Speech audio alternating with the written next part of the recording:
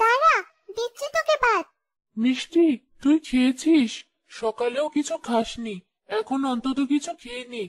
মা, পাতিলে যা ভাত আছে ওটা দুজনেরই হবে। আমি খেয়ে নিলে তুমিও দীপুকে খাবে। দীপু আর আমি তো একবেলা খেয়েছি, আরেক বেলা না খেলে কিছুই হবে না। তুই আমাদের জন্য এত চিন্তা করিস না। চিন্তা না করলে কিভাবে মা? তুমি অসুস্থ, এই সময় তোমার ঠিকভাবে খাওয়া অনেক জরুরি। আর দীপু ছোট মানুষ, সারাদিন বাইরে দৌড়াদৌড়ি করে বেড়ায়, না খেয়ে থাকলেও তোমার মতোই অসুস্থ হয়ে পড়বে। তাই ওর খাবারের দরকার আমার থেকে বেশি। কিন্তু তাই বলে তুই সারাদিন না খেয়ে থাকবি? ঘরে চাল অনেক কম, টাকা পয়সাও নেই তেমন, একটু তো না নিয়ে চলতেই হবে। আমি দেখি কাকিদের বাড়িতে গিয়ে কিছু খাবার পাই কিনা। আচ্ছা, তাই কর তবে। এখনো খেতে দিলি না আমায়? আর কতক্ষণ ধরে থাকবো? ওই তো তোমার ছেলে ডাকছি, আমি যাই ওকে খাবার দেই, তুমিও খেয়ে নিও মা। মিষ্টি ঘরের কাজ সারার পর কাকির কাছে যাওয়ার জন্য বের হলো। কাকি তাকে দেখে বেজার মুখ করে দরজা খুললেন।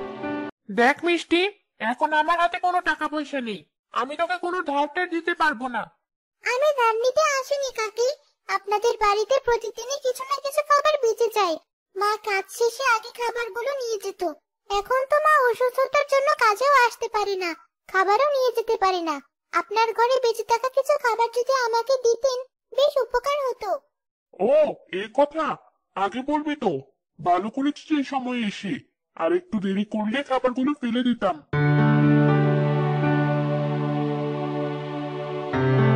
এই নে, সকালে দুটো পিঠে বেঁচে গিয়েছিল, ধন্যবাদ কাকি। তার থেকেই কেনা।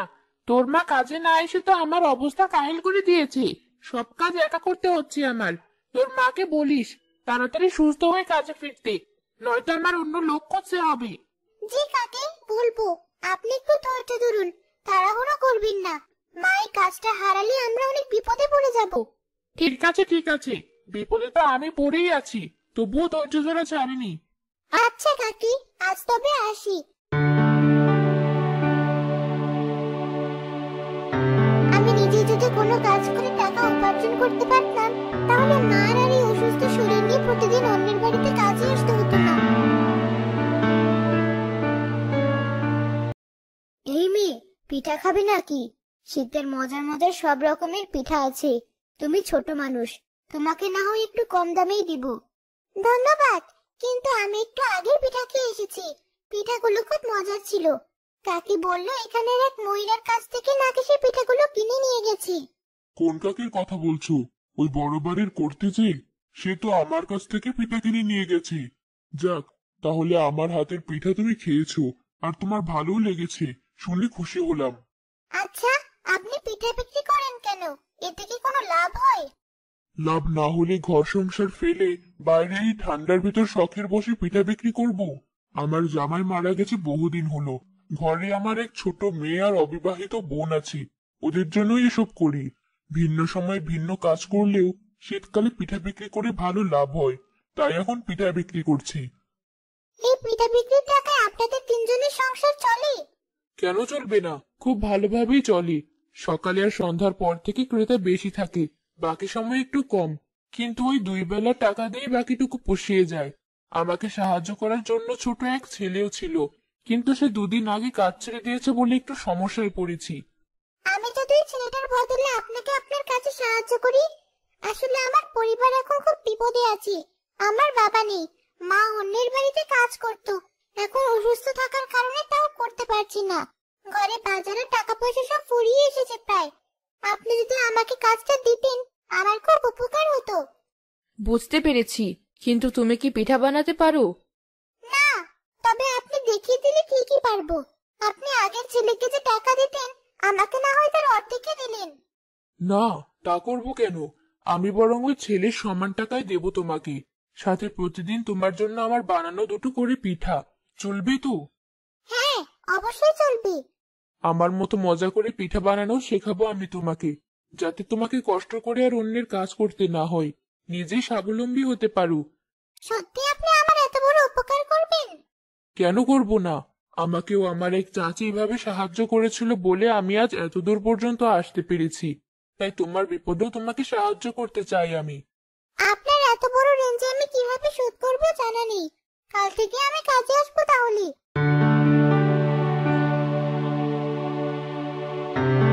কিরে মিষ্টি, সে কখন বের হয়েছিস? এতক্ষণে তোর আসার সময় হলো। কাকিদের বাড়িতে কিছু খেতে পেরেছিলি, নাকি কিছু না খেয়ে চলে এসেছিস? খেয়েছি মা, দুটো পিঠে খেয়েছি।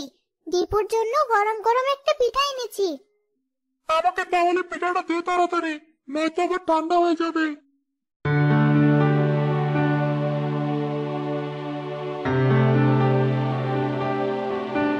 গরম পিঠা কোথায় পেলি? তোর কাকি তোকে গরম পিঠে দিয়েছে? না মা, বাড়ি ফেরার পথে পিঠাওয়ালার সাথে দেখা, সেই আমাকে এই পিঠাটা দিল। এমনিতেই টাকা পয়সার অভাব, তার মাঝে তুই টাকা দিয়ে পিঠা কিনে নিয়ে এসেছিস?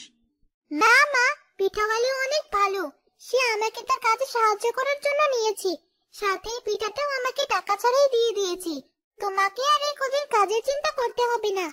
মহিলাটা কত ভালো, তাকে আমার পক্ষ থেকে আরেকবার ধন্যবাদ বলে দিস। আমি দুদিন পর পর অসুস্থ হয়ে বলে তোকে এত কষ্ট করতে হচ্ছে। তোমাদের জন্য কিছু করলে আমার কোনো কষ্ট লাগে না মা। তুমিও তো আমাদের জন্য কম কষ্ট করনি। এবার না হয় তুমি একটু বিশ্রাম করো, আর আমি একটু কষ্ট করি তোমাদের জন্য। পুরো তোর বাবার মতো হয়েছিস তুই। উপরওয়ালা তোকে অনেকদিন বাঁচিয়ে রাখুক। অল্প কদিন এসে সে পিঠাবাড়ির থেকেও ভালো পিঠা বানানো শিখে ফেললো।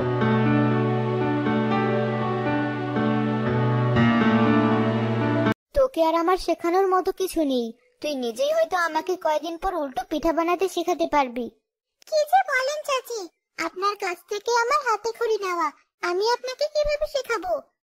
হয়েছে, থাক, আর নিজেকে ছোট ভাবিস না। এই যে আমার পুরনো পিঠা বানানোর সব জিনিসপত্র আর একটা চুলা। উপরওয়ালার নাম নিয়ে তুইও একটা পিঠার দোকান দিয়ে দে। বলেছিলি তোর মা আরো বেশি অসুস্থ হয়ে গেছে, তাকে শহরের বড় ডাক্তারের কাছে নিয়ে যেতে হবে। তাই যত তাড়াতাড়ি তাকে ডাক্তার দেখাবি ততই ভালো। হ্যাঁ, ভাবছি তাহলে কাল থেকে শুরু করে দিই। কর, তোর কোনো সাহায্য লাগলে আমাকে বলিস। কিন্তু আমার মতো বাচ্চা মানুষের কাছ থেকে কে পিঠে কিনবি? কিনবি? চিন্তা করিস না, আমি আমার কিছু ক্রেতাদেরকে তোর কথা বলে দেব, আর তোর দোকান দেখিয়ে দেব। ওদের তোর পিঠাকে ভালো লাগলে ওরাও অন্যদেরকে তোর দোকানের কথা বলবে। ঠিক আছে চাচি, আপনি আমার পাশে না থাকলে আমার এত দূর আসা সম্ভব হতো না। আপনাকে যতই ধন্যবাদ দেই না কেন, কম হয়ে যায়। ধন্যবাদ দিতে হবে না, তুইও আমার মতো অন্য কোনো অসহায় মানুষের উপকার করিস, তাতেই আমি খুশি। আমার সামর্থ্য হলে অবশ্যই করবো চাচি। আজ তাহলে চলি, কাল দোকান খোলার জন্য সব ব্যবস্থা নিতে হবে আগে ভাগেই। আচ্ছা যা, উপরওয়ালা তোর ভালো করুক। মিষ্টি পরের দিন দীপুকে নিয়ে ভালো এক জায়গা দেখে দোকান খুলে বসলো।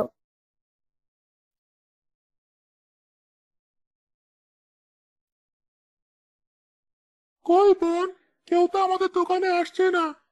আসবে আসবে, একটু অপেক্ষা কর। এত ব্যস্ত হলে চলবে? নতুন দোকান, নতুন বুক, মানুষের বুঝতে একটু সময় লাগায় স্বাভাবিক। আচ্ছা, কিন্তু দেখ বোন, এত মানুষ আমাদের দোকানের সামনে দিয়ে যাচ্ছে, সবাই একবার তাকিয়ে দেখে আবার মুখ ফিরিয়ে নিচ্ছে। একজন দুজন একটু কাছে এসে দেখছে না।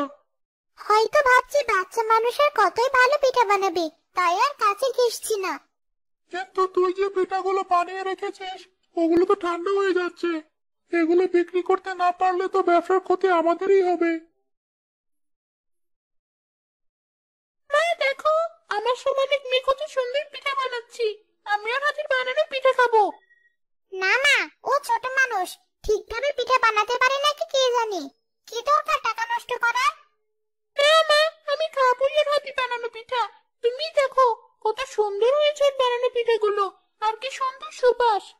ঠিক আছে, তুই যখন বলছিস, চল তোকে একটা পিঠা কিনে দিয়ে দেখি কেমন। কিন্তু খেতে না পারলে তোর একদিন কি আমার একদিন। দেখ বোন, ওরা আমাদের দোকানের দিকে এগিয়ে আসছে। এবার মনে হয় তোর পিঠা বিক্রি হবে। কোন পিঠাটা খেতে ভালো হবে তোমার? এখানে সবগুলো পিঠা খেতে বেশ ভালো। আপনি বলুন কোন পিঠা লাগবে আপনার। হ্যাঁ, আমি ভাপা পিঠা খাবো। পাপা পিঠা তাহলে দাও একটা। খেতে ভালো না হলে কিন্তু দাম দেব না, মনে রেখো। ছোট মানুষ, কিভাবে কি বানাচ্ছ কে জানে। তোমার জন্য এই বয়সে এসব কাজ করা ঠিক না। তোমার মা তোমাকে কিছু বলে না? আমি তো আর ইচ্ছে করে এই কাজ করছি না, মা অসুস্থ, তাই বাধ্য হয়ে এসব করা লাগছে সামান্য কিছু টাকার জন্য। এই নিন আপনার পিঠা। আপনি আমার দোকানের প্রথম ক্রেতা, তাই আপনি চাইলে ওই প্রথম পিঠার জন্য টাকা নেব না আমি। যাক, ভালোই হলো।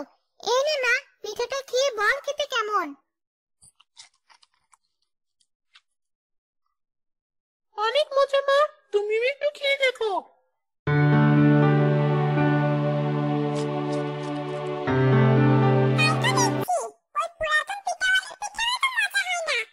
আপনাদের ভালো লেগেছে জেনে খুশি হলাম। মা, আমি আরেকটা পিঠা খাবো। ঠিক আছে, আমার মেয়ে আর আমাকে আরো দুটো পিঠা দাও, সাথে ওই পিঠাটাও দাও আমাকে, খেয়ে দেখি কেমন। এই নিন।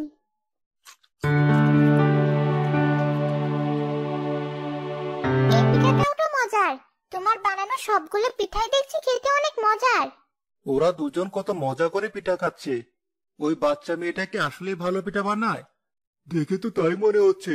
চল তো আমরাও গিয়ে দেখি। এখানে যদি ভালো পিঠা পেয়ে যাই তাহলে কষ্ট করে আর আমাদের অত দূর যেতে হবে না পিঠা খাওয়ার জন্য। চল তবে। মিষ্টির পিঠার দোকানে একে একে মানুষের ভিড় বাড়তে থাকলো। অল্প সময়ের মধ্যে মিষ্টির বানানো সব পিঠা শেষ হয়ে গেল। আমি তো দৌড়াতে দৌড়াতে ক্লান্ত। এত তাড়াতাড়ি সব পিঠা বিক্রি করা শেষ হয়ে যাবে ভাবতেই পারিনি। আমিও না। যাক, ভালোই হলো। মাকে একা ফেলে রেখে বেশিক্ষণ বাইরে থাকতে হলো না। কাল আরো বেশি করে পিঠা বানানোর জিনিস নিয়ে আসতে হবে। হ্যাঁ বোন, তাই করিস। তোর দোকানে এত ক্রেতা হবে কে জানতো। এখন তো মনে হচ্ছে তোকে সাহায্য করার জন্য আরো লোক লাগবে। কিরে মিষ্টি, তোর পিঠার দোকানের কি খবর? দোকান কি এখনো বসাতেই পারিসনি? দোকান বসানোও শেষ, সব পিঠা বিক্রি করাও শেষ। আপনি তো আসতে দেরি করে ফেলেছেন, তাই আমরা দুজন সব গুছিয়ে নিয়ে চলে যাচ্ছি। মিষ্টি, তোর ভাই কি বলছে? এত তাড়াতাড়ি এতগুলো পিঠা বিক্রি করা শেষ তোর? হ্যাঁ চাচি, সবই আপনাদের দোয়ায়। আমি আরো আমার পরিচিত মানুষজনদের তোর দোকানে নিয়ে আসলাম তোর হাতের বানানো পিঠা খাওয়াতে। এখন দেখছি তুই একাই সব সামলে নিয়েছিস। আমি জানতাম তুই পারবি। একদিন তোর দোকানের লাইন ধরে সবাই পিঠা খাবি দেখিস। ধন্যবাদ চাচি। আপনি আমার উপর বিশ্বাস না রাখলে আমার এত দূর আসা সম্ভব হতো না। আজ তাহলে আমি আসি। আচ্ছা যা, বাড়ি গিয়ে তোর মায়ের সেবা যত্ন কর। মিষ্টি, দীপু, তোরা এসেছিস? হ্যাঁ মা, তোমার একা থাকতে কোনো সমস্যা হয়নি তো? না, তোরা এত তাড়াতাড়ি চলে আসবে আমি ভাবতেই পারিনি, তাই অবাক লাগছে। মা জানো, আজ অল্প সময়ের মধ্যে আমাদের দোকানে বানানো সব পিঠা শেষ হয়ে গিয়েছে। আপু বেশ ভালো টাকা পেয়েছে। হ্যাঁ মা, তোমার ওষুধের টাকা নিয়ে এই কদিন আর চিন্তা করতে হবে না। এভাবে আর কিছুদিন পিঠা বিক্রি করতে পারলে তোমাকে খুব তাড়াতাড়ি শহরে নিয়ে গিয়ে ডাক্তার দেখাতে পারবো।